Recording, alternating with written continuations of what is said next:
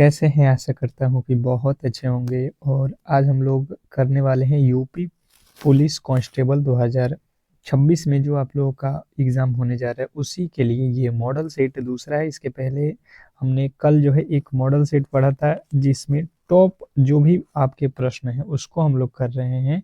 आपके न्यू जो सिलेबस 2026 में जो आप लोगों का यूपी पुलिस का जो है सिलेबस है, उसके अकॉर्डिंग मैंने इस क्लास को बनाया हुआ है। और समझ लीजिए कि आपका जो पी वाई क्यू है, ठीक है, पी वाई क्यू का भी यहाँ पे जो है वेटेज ज़्यादा है, मतलब पी वाई क्यू भी प्रश्न इसमें रखे गए हैं। और आपको सिलेबस का आधार बिल्कुल ही यहाँ पे 2026 वाला मैंने रखा है। जो जो आपका सिलेबस है उन्हीं प्रश्नों को हम करा रहे हैं, खास करके उन प्रश्नों को जो आपके एग्जाम हॉल में लगातार 5 साल, जो 5 साल लगातार जो प्रीवियस ईयर के प्रश्न पूछे गए हैं, उन जो है प्रश्नों को मैंने रखा हुआ है। क्योंकि ये प्रश्न अगर आप कर लेते हैं तो ये समझिए कि इस बार भी प्रश्न आएंगे, क्योंकि ये बार बार प्रश्न पूछे गए हैं। तो आज की क्लास में हम इन्हीं प्रश्नों को देखेंगे। और आप लोगों को बता दूं कि इसमें जो है आप लोगों को मालूम है कि रीजनिंग भी आता है, आपके हिंदी के भी प्रश्न आते हैं, जीके के भी आते हैं और मैथ के। ये 4 सब्जेक्ट हैं और चारों सब्जेक्ट को हम लोग यहाँ पे कवर कर रहे हैं बिल्कुल फ्री में। तो आप लोग कहीं पर भी मत जाइए इस क्लास को छोड़कर, क्योंकि यहाँ पे जो हम कराने वाले हैं बिल्कुल ही आपके एग्जाम से रिलेटेड और एग्जाम में आने वाले ही प्रश्न हैं। तो चलिएगा पहले प्रश्न की ओर चलेंगे। और पहला प्रश्न आपके सामने है कि कह रहा है यहाँ पे। और इससे पहले एक बार रिक्वेस्ट है कि जो भी मेरे दोस्त मेरे क्लास में नए आए हैं, तो बिल्कुल ही क्लास को लाइक करके चैनल को सब्सक्राइब जरूर कर लीजिएगा, क्योंकि इस तरीके की क्लास हम आपको डेली ही प्रोवाइड करेंगे बिल्कुल फ्री में। चलिए पहला जो है आज का प्रश्न है, कह रहा है कि पी जो है क्यू की, पी और क्यू पति पत्नी है, ठीक है, कोई दिक्कत नहीं है। पी का ससुर आर की पत्नी का पिता है, क्यू टी का भाई है, पी आर की पत्नी से किस प्रकार संबंधित है, ये प्रश्न पूछा गया है। देखिए, रीजनिंग और मैथ के प्रश्नों में मैंने आपको कल भी बताया था कि आपको कोशिश करना है कि खुद से प्रश्नों को बनाएं। 10 सेकेंड का समय है आप लोग के पास। और ब्लड रिलेशन के प्रश्न हैं। आपको भी मालूम है कि आपके एग्जाम में 2 प्रश्न तो हर एक शिफ्ट में पूछा ही जाता है। तो ये टॉपिक बहुत महत्वपूर्ण है, आप किसी भी एंगल से इसे मिस मत करिएगा। इस टॉपिक को पढ़ के अच्छे तरीके से तैयार कर लीजिएगा। जैसे कि आप अगर इस क्लास को देख लेते हो अंत तक, तो मुझे नहीं लगता है कि किसी प्रकार का रीजनिंग में कोई दिक्कत होने वाला है। किसी भी एंगल से कोई भी दिक्कत नहीं होगा। अगर आप आसानी से रीजनिंग, मैथ, जीके और हिंदी पे पकड़ बनाना चाहते हैं तो डेली क्लास कीजिए शाम में। अब देखिए यहाँ पे हुआ है कि पी जो है क्यू, पी और क्यू, यहाँ पे देखिए पी है और एक क्यू है, ठीक है, कोई दिक्कत नहीं। ये पति पत्नी है, यानी पी जो है पति लिखा है, तो यानी कि पी पति है और क्यू जो है पत्नी है, ठीक है। यहाँ पे चलिएगा, कह रहे हैं कि पी का ससुर, पी का ससुर आर की पत्नी का पिता है, आर की पत्नी का पिता है, पी का ससुर। अब देखिए पी और क्यू पति पत्नी है, अच्छा जी, पति पत्नी हो गए। पति पत्नी से हम लोग पी को पति माने हैं, क्यू को पत्नी। पर यहाँ पे कह रहा है कि पी का ससुर, पी का ससुर आर की पत्नी का पिता है, अच्छा। टी क्यू का भाई है, टी कौन है? क्यू का भाई, क्यू का एक भाई है टी। पी आर की पत्नी से किस प्रकार संबंधित है? अब देखिएगा, इसने कहा है पी का ससुर, पी का ससुर कौन हो जाएगा? तो इसके जो है यहाँ पे फादर जो होंगे, इसके फादर क्या हो जाएंगे? ससुर ही तो होंगे। आर की पत्नी का, आर की पत्नी कौन है? आर की पत्नी का पिता है, आर के पत्नी। अब देखिए यहाँ पे समझने वाली बात है कि इसने बोला है कि ससुर है, तो पी के ससुर, यानी कि हम लोग यहाँ पे ये कर सकते हैं कि इसको मानना पड़ेगा हमें, क्या जो है वाइफ। इसको मान लेते हैं कि पी जो है, क्यू जो है पुरुष है और ये जो है पत्नी है, ठीक है, इस तरीके से। ताकि इसका जो है ससुर, पी का ससुर कौन हो जाएगा? इसके जो फादर होंगे, इसके ये क्या लगेंगे? ससुर लगेंगे, ठीक है। तो ये जो है इसके फादर हो गए। इसने बोला है कि पी आर की पत्नी का किस प्रकार से संबंधित है। तो देखिए एक क्यू का और भी कोई भाई बहन होगा यहाँ पे, मान लो ओ, तो वो जब मान लेंगे इस प्रकार से, ये हो गया, तो इससे पूछ रहा है, ये हो गया आपका, समझिए कि आर, यही आर हो गया। पी का आर की पत्नी से किस प्रकार संबंधित है, पी का आर से, तो देखिए ये कौन है, इसकी भाई, और ये इसकी जो है भाई, भाई की ये कौन है, पत्नी। तो पत्नी क्या होती है, भाई की पत्नी क्या होती है, भाभी होती है। ऑप्शन नंबर सी जो है आपका बिल्कुल राइट उत्तर है, भाभी। ठीक है, नेक्स्ट प्रश्न की ओर चलेंगे, और अगला प्रश्न आपके सामने है कि कुछ कपड़े साड़ी हैं, सभी साड़ी सिल्क है। तो देखिए कथन निष्कर्ष के प्रश्न है, और बहुत ही आप लोगों को आ, अलग तरीके का प्रश्न नहीं मिलता है। जो आप यहाँ पे कर रहे हो उसी के आधार पे आप समझ लेना कि 2 से 3 प्रश्न आपके एग्जाम हॉल में ये टाइप के आना लमसम तय है। किसी भी एंगल से इन प्रश्नों को आप छोड़ नहीं सकते हो। जैसे जो बोल रहा है कथन में वही करिए। कुछ कपड़े, कपड़ा को मैं लिखता हूँ कैसे, ठीक है, शॉर्ट फॉर्म में, कि कुछ कपड़े का कुछ हिस्सा साड़ी है, इसका कुछ हिस्सा साड़ी है, साड़ी को मैं लिखता हूँ एस से।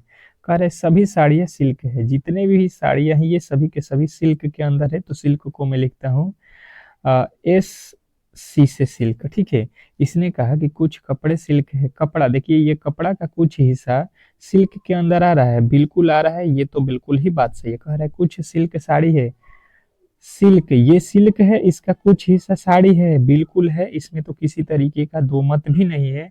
ऑप्शन आप देख लो कि दोनों कहाँ पे सही दे रहा है, तो देख लेना। कह रहा है कि अनुसरण 1 और अनुसरण 2 कर रहा है, यानी ऑप्शन नंबर बी आपका 100% सही उत्तर है। इसमें कहीं से किसी तरीके के डाउट नहीं होना चाहिए। बहुत बेहतरीन प्रश्न था, आशा करता हूं कि आप ऐसे प्रश्नों में गलती नहीं करोगे। अब देखिए एक आपके लिए और प्रश्न रखा हूं इसी टाइप का, ताकि आप ऐसे प्रश्नों में गलती ना करें। चलिए अब इस प्रश्न का उत्तर आपको 10 सेकेंड में बना के बताना है, क्योंकि अभी मैंने इस तरीके के प्रश्न बताया है कथन निष्कर्ष वाला। कह रहा है कि सभी पी आर है, कुछ आर सी है, कुछ सी डी है, तो आपके निष्कर्ष यहाँ पे दिया गया है कि कुछ डी पी है, कुछ सी पी है। अगर है तो आपको सही वाला चुनना है, नहीं है तो कौन नहीं है कौन है ये आपको चुनना है। अब बताने की कोशिश करेंगे सभी लोग, जैसे समझने की कोशिश करेंगे हम लोग। सभी पी, तो जितना भी पी है यहाँ पे पी रख लो, सभी के सभी आर हैं, सभी के सभी आर के अंदर हो जाएंगे। ठीक है, कह रहा है कुछ आर सी है, आर का कुछ हिस्सा क्या है, सी है, सी हो गया। कह रहा है सभी सी डी है, जितने के डी है वो सभी के सी जितने के जितने हैं वो सभी डी के अंदर है। तो इस तरीके से हमारा जो है इसका फिगर बन जाएगा। अब देखिए इसने निष्कर्ष में क्या कहा है, यहाँ पे आ जाइए। कुछ डी पी है, डी का देखिए ये डी है, इसका कुछ हिस्सा पी से लग रहा है। भाई साहब पी तो अलग है, डी तो अलग है, यहाँ पे तो बात तो बिल्कुल गलत कह रहा है। अगला कह रहा है कुछ सी पी है, सी का कुछ हिस्सा, ये सी है, इसका कुछ हिस्सा पी है। भाई साहब सी और पी दोनों ही अलग हैं, तो हम कहेंगे न तो अनुसरण ये, और न ही जो है दो। कहाँ पे लिखा गया है, ऑप्शन नंबर सी में। न तो ए अनुसरण कर रहा है, न ही आपका दो अनुसरण कर रहा है। ऑप्शन नंबर सी आपका 100% सही उत्तर है, इसमें किसी तरीके के डाउट नहीं होना चाहिए। नेक्स्ट प्रश्न आपके सामने है, क्वेश्चन नंबर 14 पे आ चुके हैं। फटाफट से आपके राइट उत्तर आना चाहिए। 10 सेकेंड का समय है। प्रश्न को पहले अच्छे तरीके से पढ़िए कि यदि ए का अर्थ भाग, बी का अर्थ गुणा, सी का अर्थ प्लस और डी का अर्थ माइनस हो तो निम्नलिखित समीकरण में प्रश्नवाचक चिन्ह के स्थान पे क्या आएगा। प्लीज क्लास को लास्ट तक देखिए, अगर सिलेक्शन लेना है तो देखिए ऐसे प्रश्नों को आपको आना चाहिए, और बिल्कुल ही हम लोग जड़ से ऐसे प्रश्नों को समझा रहे हैं ताकि आपको एग्जाम हॉल में किसी तरीके के प्रॉब्लम ना हो। तो देखिए अगर आप सिंपल तरीके से, सरल तरीके से समझना चाहते हैं रीजनिंग, मैथ, हिंदी, जीके, तो आपको तो देखिए सिंपल तरीके से, सरल तरीके से पहले बेसिक से स्टार्ट करना पड़ेगा, और बेसिक से ही हम यहाँ पे समझा रहे हैं। बिल्कुल आप क्लास को देखेंगे तो ऐसा नहीं लगेगा कि आपको एक भी प्रश्न समझ में न आएगा। अब देखिए इसने बोला है जो जहाँ पे भी ए दिखेगा भाग कर देना, जहाँ पे बी है वहाँ पे गुणा करना है, जहाँ पे सी है प्लस करना है, जहाँ पे डी है माइनस कर देना है। तो अब देखिए हम लोग कर लेंगे। 200 लिखा है, 222, ए का अर्थ है भागा, तो भागा रखोगे आप 2। फिर सी का अर्थ क्या है, सी का अर्थ यहाँ पे देखो प्लस, तो प्लस रखोगे 7। फिर बी का अर्थ क्या है, तो गुणा रखोगे आप 3। फिर डी का अर्थ क्या है, माइनस का 11। अब इसी को सॉल्व कर दो, इससे भाग दे दो तो 1 1 1 हो जाएगा, प्लस इसमें गुणा कर दो 7 तरीका 21 21, यहाँ पे 11, 1 1 1, यहाँ पे घटा लो, 21 में से 11 घटेगा 10, 111 और 10 कितना हो जाएगा, 121। और 121 अगर आपने देखा हुआ ऑप्शन नंबर डी है तो बिल्कुल ही आपका राइट उत्तर है ऑप्शन नंबर डी। इसमें किसी तरीके के डाउट नहीं होना चाहिए। बहुत बेहतरीन प्रश्न था। आशा करता हूं कि आप ऐसे प्रश्नों में किसी भी एंगल से गलती नहीं करोगे। ठीक है, चलिएगा नेक्स्ट प्रश्न की ओर चलेंगे और अगला प्रश्न आपके सामने है। कह रहा है यहाँ पे कि दिए गए शब्दों को अंग्रेजी शब्दकोश के अनुसार व्यवस्थित करने के पश्चात कौन सा शब्द तीसरे स्थान पर आएगा। तीसरे स्थान पे आपको बताना है कि कौन सा नंबर आने वाला है। वेरी वेरी इंपॉर्टेंट प्रश्न है और ये टाइप तो बहुत इंपॉर्टेंट है। 2 क्वेश्चन इस टॉपिक से भी पूछे जाते हैं। अब चलिए 10 सेकेंड का ही हम समय देंगे, क्योंकि देखिए रीजनिंग के प्रश्न है तो थोड़े से आप लोगों को ध्यान से जल्दी प्रश्नों को करने की कोशिश करना है कि एग्जाम हॉल में जो है देखिए मैथ और रीजनिंग टाइम टेकिंग होता है, तो इसको थोड़ा सा जो है आप लोगों को कैलकुलेशन फास्ट आना चाहिए, तभी आप ऐसे प्रश्नों को कहीं ना कहीं वो एग्जाम हॉल में फटाफट से कर सकते हैं। कोई दिक्कत नहीं है, पहले जो है हम लोग कोशिश करेंगे, टाइम लगे पर सही सही सीख जाए, फिर जो है फटाफट से हम ऑटोमेटिक करने लगेंगे जब थोड़े से हम लोग क्लासेज डेली करेंगे। तो देखिए यहाँ पे हुआ है, हमसे बोला गया कि अंग्रेजी शब्दकोश, जैसे देखिए अंग्रेजी में सबसे पहले ए आता है, फिर बी आता है, सी आता है, डी आता है। इस तरीके से जो पहले आएगा उसको पहले लिखना है, ठीक है, जो बाद में आएगा उसको बाद में। तो हमने देखा कि यहाँ पे सभी में क्या मिल रहा है, ओ भी R W O R W O R W O R, W तकले मतलब कॉमन है, यहाँ तक डब्ल्यू तकले चलो, ठीक है। यहाँ पे देखो डब्ल्यू तक, यहाँ भी देखो डब्ल्यू तक, यहाँ भी देखो डब्ल्यू तक, यहाँ भी देखो डब्ल्यू तक। अब आपको देखना है यहाँ पे एच है, यहाँ पे ई है, यहाँ पे आर है, यहाँ पे ओ है, यहाँ पे ई है। सबसे पहले इसमें कौन आएगा, तो सबसे पहले ई आएगा कि आर आएगा कि ओ आएगा कि एच आएगा, तो सबसे पहले ई आएगा। देखो यहाँ पे भी ई है, यहाँ पे भी ई है। अब इन दोनों में कौन आएगा, तो देखो हमें ये पता करना है कि तीसरे नंबर पे पूछा गया है, तो ये तो इन दोनों में से पहला दूसरा हो जाएगा। मान लो यहाँ पे आई हो रहा है तो ई वाला पहले आएगा, यानी 5 पहले और 4 बाद में। तो पहला नंबर पे ये, दूसरे नंबर पे ये, तीसरा नंबर पता कर लो। यहाँ पे एच है तो एच इसके बाद से आता है, ई के बाद से एच, यानी कि 3। ये दोनों सबसे लास्ट में चला जाएगा। हमसे तीसरे नंबर पर पूछा गया है तो ये देख लो क्या लिखा है, एच वाला। एच वाला कहाँ है, आपके ऑप्शन नंबर ए में। तो ऑप्शन नंबर ए अगर आपने बताया है तो बिल्कुल राइट उत्तर के साथ है, इसमें कहीं से भी दो मत नहीं है। नेक्स्ट प्रश्न आपके सामने है, कह रहा है कि श्रृंखला को ज्ञात करें। श्रृंखला को ज्ञात करें मतलब श्रृंखला को पूरा करें। बात क्लियर जो है समझने की कोशिश करेंगे तो ही आप ऐसे प्रश्नों को कर सकते हैं, क्योंकि ये प्रश्न जो है आपके लिए रामबाण होंगे। चलिएगा 10 सेकंड का समय है और इस प्रश्न में करना कुछ नहीं है, थोड़े से आपको अपने लॉजिकली जो है सोचने हैं, क्योंकि देखिए जो है ये घड़ी दिया गया है, ठीक है, और घड़ी का अगला हिस्सा यहाँ पे कौन सा बनने वाला है ये हमें बताना है। अब आप समझ गए होंगे, आप थोड़े से लॉजिकली इस प्रश्न को सॉल्व करने की कोशिश करेंगे।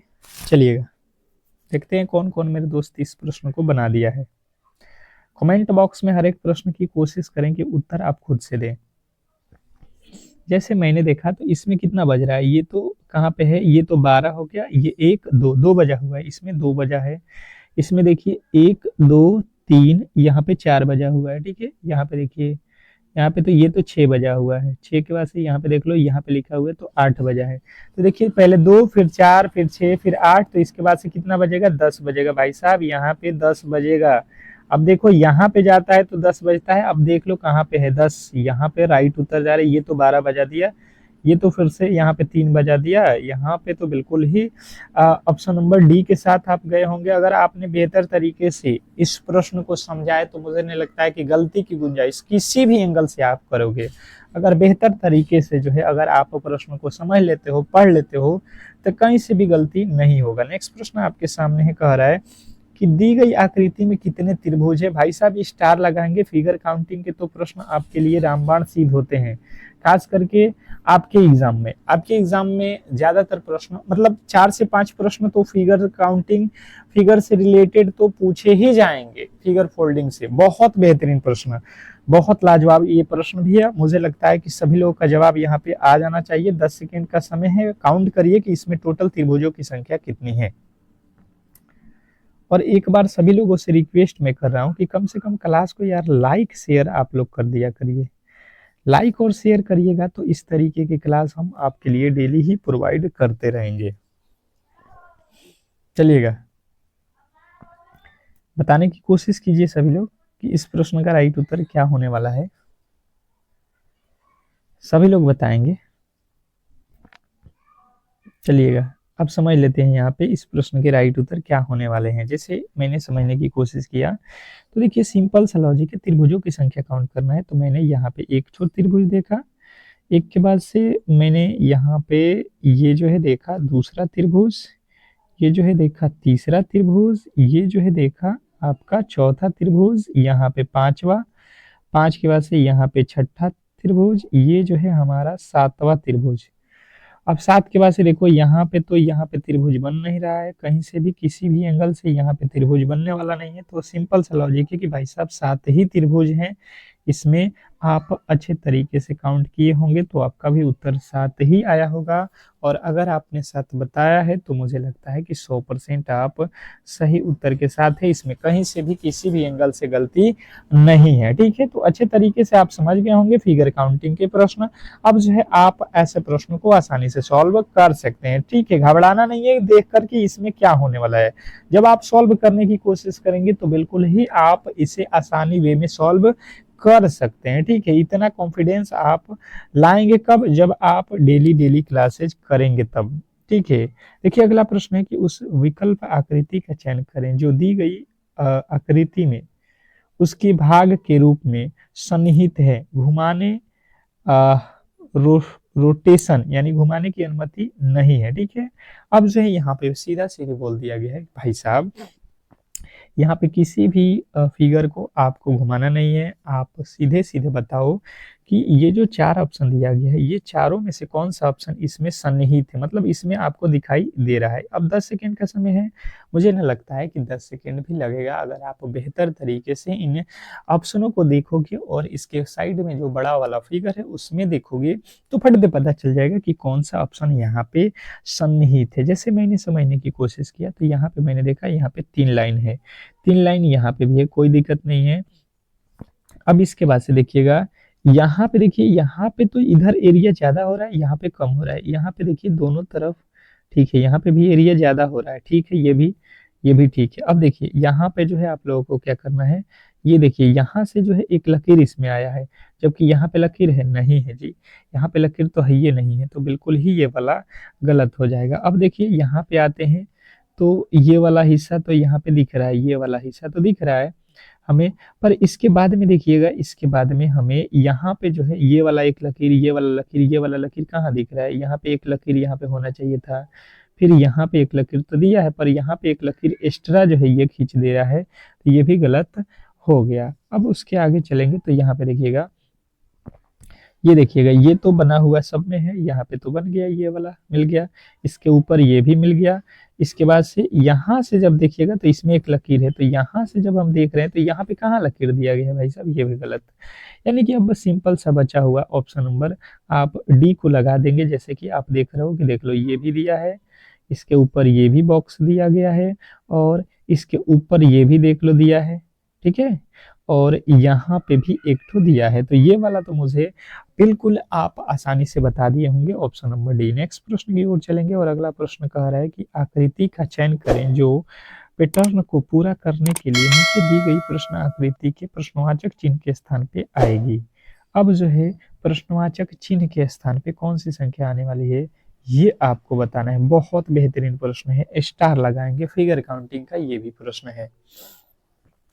वीवीआई कर लीजिए इन प्रश्नों को, देखिएगा जो मेरे दोस्त डेली ही मेरे से जुड़ेंगे मुझे लगता है कि 100% उनका रिजल्ट कन्फर्म हो जाएगा। ठीक है, क्योंकि सिलेबस के अकॉर्डिंग आपके सारे सब्जेक्ट यहाँ पे पढ़ाए जा रहे हैं। ठीक है, अभी इसके आगे हम लोग हिंदी जीके मैथ ये भी प्रश्न देखेंगे, तो केवल और केवल आप क्लास में अंत तक बनिए। ठीक है, अब देखिए जैसे समझने की कोशिश करेंगे हम लोग, तो यहाँ पे हम लोगों को खाली छोड़ दिया गया, ये बॉक्स हम लोगों को फिलअप करना है।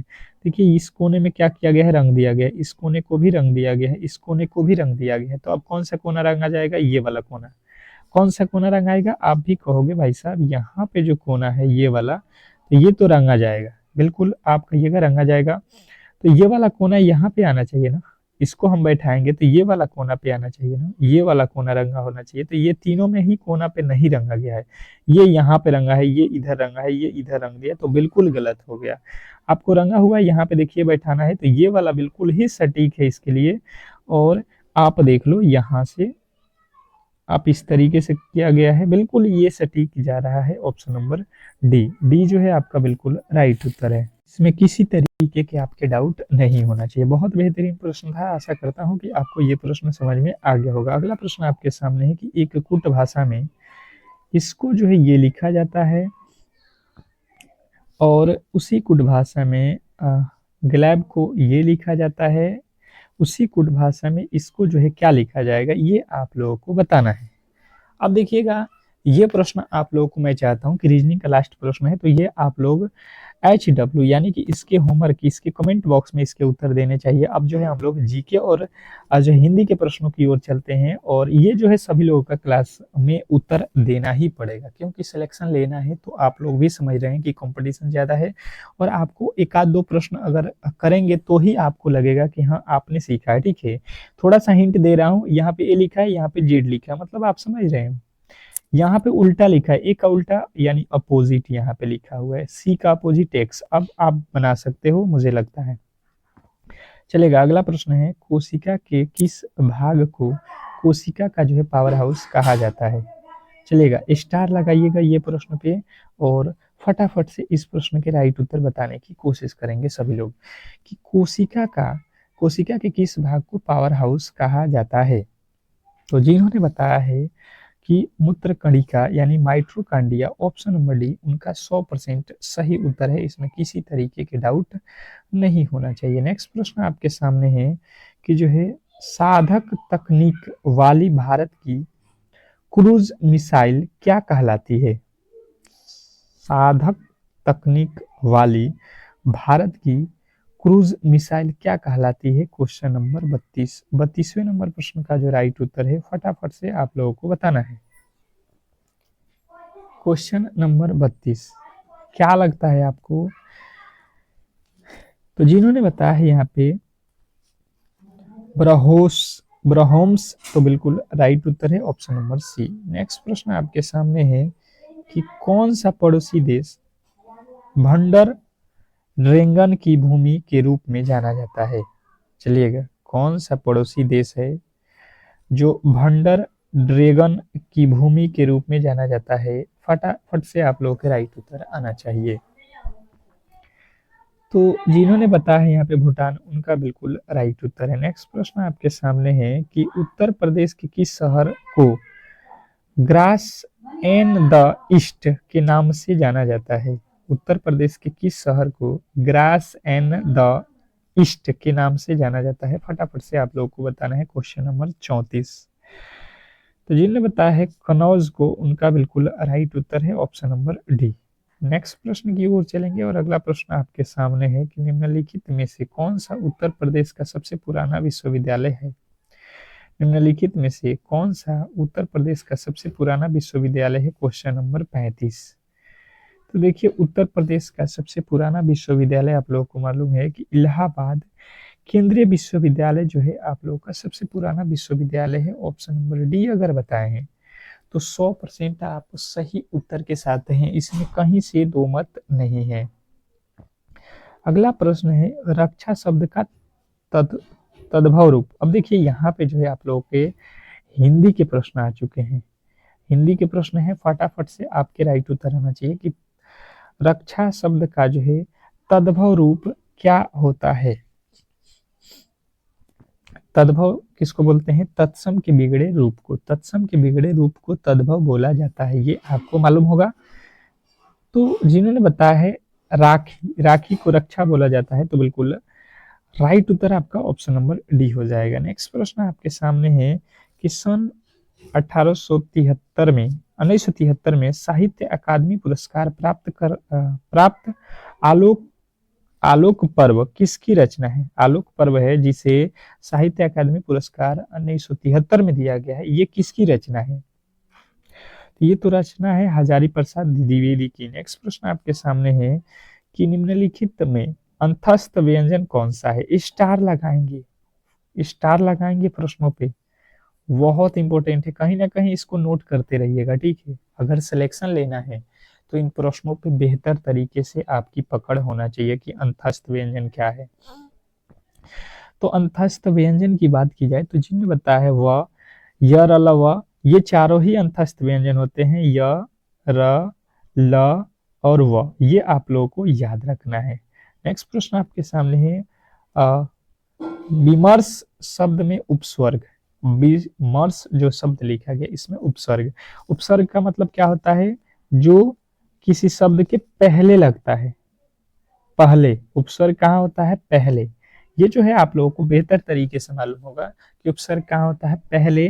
तो पहले जो है विमर्श में क्या है, वी। ऑप्शन नंबर सी जो है आपका बिल्कुल राइट उत्तर है। नेक्स्ट प्रश्न आपके सामने है कि गंधसार, मलयज, श्रीखंड युक्त सभी शब्द पर्याय हैं। ये जो सभी के सभी शब्द हैं ये किसके पर्याय हैं, गंधसार, मलयज, श्रीखंड।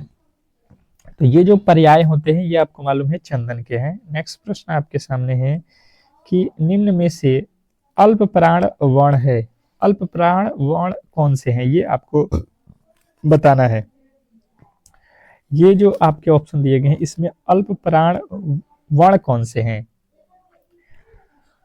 तो जिन्हें बताया है ट और ड अल्प प्राण वर्ग है, वर्ण है, तो बिल्कुल राइट उत्तर है। अगला प्रश्न आपके सामने है कि भगवानी प्रसाद मिश्र की कृति है, भगवानी प्रसाद मिश्र की कृति कौन सी है, क्वेश्चन नंबर 42। फटाफट से आपको बताना है, हिंदी के कोई ना कोई कवि होंगे, फटाफट से दिमाग लगाइए। तो ये है गीत गीतफ्रोस, गीतफ्रोस। अगला प्रश्न है कि रोमन निम्नलिखित में से किस भाषा की लिपि है, रोमन जो लिपि है, रोमन लिपि, ये किस भाषा की लिपि है। तो रोमन आप लोग जानते हो कि रोमन जो शब्द है, लिपि है, ये अंग्रेजी भाषा का है, ऑप्शन नंबर डी। नेक्स्ट प्रश्न आपके सामने है कि निम्नलिखित में से स्वर संधि नहीं है, निम्नलिखित में से कौन जो है स्वर संधि नहीं है। तो स्वर संधि जो है आप लोगों को फटाफट से बताना है कि कौन जो है स्वर संधि नहीं है। तो देखिए सदानंद, सदानंद स्वर संधि नहीं है, ऑप्शन नंबर, अगर आपने डी के साथ गए हैं तो बिल्कुल राइट उत्तर है। अगला प्रश्न है समीर, सागर और कुसुम आ रहे हैं, रचनाएं के आधार पर सही वाक्य भेद चुनिए।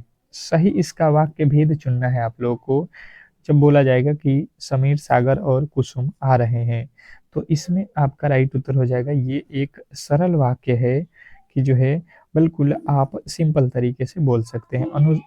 अनुभाव के प्रकार, अनुभाव के प्रकार क्या होगा, क्वेश्चन नंबर 46। फटाफट से आपको बताना है कि अनुभाव के प्रकार। तो जिन्होंने बताया है यहाँ पे कि कायिक और सात्विक, तो बिल्कुल राइट उत्तर है। नेक्स्ट प्रश्न आपके सामने है कि निम्नलिखित में से कौन सा शब्द तद्भव शब्द है, निम्नलिखित में से कौन सा शब्द तद्भव है, फटाफट से आपको बताना है। तो जिनने बताया है बहनोई तद्भव है, तो बिल्कुल राइट उत्तर है। नेक्स्ट प्रश्न आपके सामने है कि स्तुति का विलोम शब्द क्या है, स्तुति, स्तुति का विलोम शब्द निंदा, ऑप्शन नंबर डी अगर बताए हैं निंदा, तो बिल्कुल राइट उत्तर है। नेक्स्ट प्रश्न की ओर चलेंगे और अगला प्रश्न है कि भील दौड़ रहा है, निम्नलिखित शब्द का लिंग परिवर्तन क्या होगा। देखिए भील जो शब्द है, भील, इसको जो है लिंग परिवर्तन करना है, तो यहाँ पे आपको बताना है कि लिंग परिवर्तन में क्या होगा। तो भीलनी दौड़ रही है, ये हमें आज है इसका लिंग परिवर्तन करना है। अगला प्रश्न देखिएगा कि कर शब्द का भिन्नार्थी शब्द जो है युग्म कौन सा होगा। कर जो है, कर, कर शब्द का अर्थ क्या होता है, ये पहले आपको मालूम होना चाहिए। देखिए कर का होता है अंश और हाथ, ये दोनों ही शब्द इसके अर्थ में आ जाते हैं। अगला प्रश्न है कि कनक शब्द का अर्थ है, कनक शब्द का अर्थ क्या होता है, बताएंगे। कनक शब्द का अर्थ क्या होता है, तो कनक होता है खजूर, खजूर को बोला जाता है कनक, ऑप्शन नंबर डी। नेक्स्ट प्रश्न आपके सामने है, कह रहा है यहाँ पे कि दक्षिण और पश्चिम के बीच की दिशा के लिए सार्थक शब्द होगा। दक्षिण और पश्चिम के बीच की दिशा के सार्थक शब्द क्या होंगे। तो जिन्होंने बताया है यहाँ पे नै, नै, नै, नैरिश्यत्य बिल्कुल राइट उत्तर है। अगला प्रश्न है कि कौन सा शब्द केस का पर्यायवाची नहीं है, केस का पर्यायवाची नहीं है पूछा गया है। तो केस का पर्यायवाची देखिए सरोरुह, सरोरुह जो है केस को नहीं बोला जाता है। नेक्स्ट प्रश्न आपके सामने है कि इंद्र, इंद्र का हाथ, इंद्र का हाथ, इंद्र का हाथ को क्या बोला जाएगा? इंद्र के हाथ को क्या बोला जाता है? एरावत। अगला प्रश्न है कि अग्नि का विशेषण क्या होगा? अग्नि जो शब्द है इसका विशेषण रूप क्या होगा? बताएंगे अग्नि का विशेषण। अग्नि शब्द जो है इसका विशेषण क्या होगा? अग्नेय। ऑप्शन नंबर बी जो है आपका बिल्कुल राइट उत्तर है, अग्नेय। नेक्स्ट प्रश्न आपके सामने है कि दिए गए शब्द के समानार्थी शब्द का चयन करें। दिए गए शब्द के समानार्थी शब्द का चयन करें। कांति, दिए गए शब्द के समानार्थी शब्द का चयन करें। कांति, तो कांति का जो है यहाँ पे क्या हो जाएगा? ओज। कांति का क्या हो जाएगा? ओज। ऑप्शन नंबर ए जो है आपका बिल्कुल राइट उत्तर है। नेक्स्ट प्रश्न आपके सामने है कि बीजक किसकी रचनाओं का संग्रह है? बीजक किसकी रचनाओं का संग्रह है? क्वेश्चन नंबर 57, 57वें नंबर प्रश्न पे आ चुके हैं। बीजक जो है अगर आपने बताया है कबीर का, तो बिल्कुल राइट उत्तर है। नेक्स्ट प्रश्न आपके सामने है कि कामायनी, कामायनी किसकी रचना है? कामायनी, तो देखिए कामायनी जो है ये आप लोग को मालूम है कि महादेवी वर्मा की है कामायनी। ऑप्शन नंबर डी जो है आपका बिल्कुल राइट उत्तर है। नेक्स्ट प्रश्न आपके सामने है, कामायनी पूछा गया था ना, कामायनी यहाँ पे दिया है। कामायनी तो जयशंकर प्रसाद की है यार, कामायनी है, कामायनी। सॉरी यहाँ पे महादेवी वर्मन बोल दिए थे, इसको आप लोग सही कर लीजिए, जयशंकर प्रसाद। नेक्स्ट प्रश्न, निम्नलिखित में से कौन स्त्रीलिंग है? स्त्रीलिंग छांटना है हम लोगों को। तो देखिए उपहार, ग्रंथ, मस्तक, ये तो पुल्लिंग है।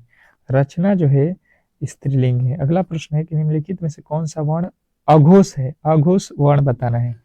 तो क क्या होता है? अघोष वर्ण। क को बोलते हैं अघोष वर्ण। ऑप्शन नंबर ए जो है आपका बिल्कुल राइट उत्तर है। तो इस तरीके से आज के क्लास को हम लोग यहीं पे समाप्त करेंगे। अगर आपको ये क्लास अच्छा लगा हो तो प्लीज जो है क्लास को लाइक करके चैनल को सब्सक्राइब जरूर कर लेंगे। मिलते हैं एक और बेहतरीन क्लास के साथ, तब तक के लिए धन्यवाद।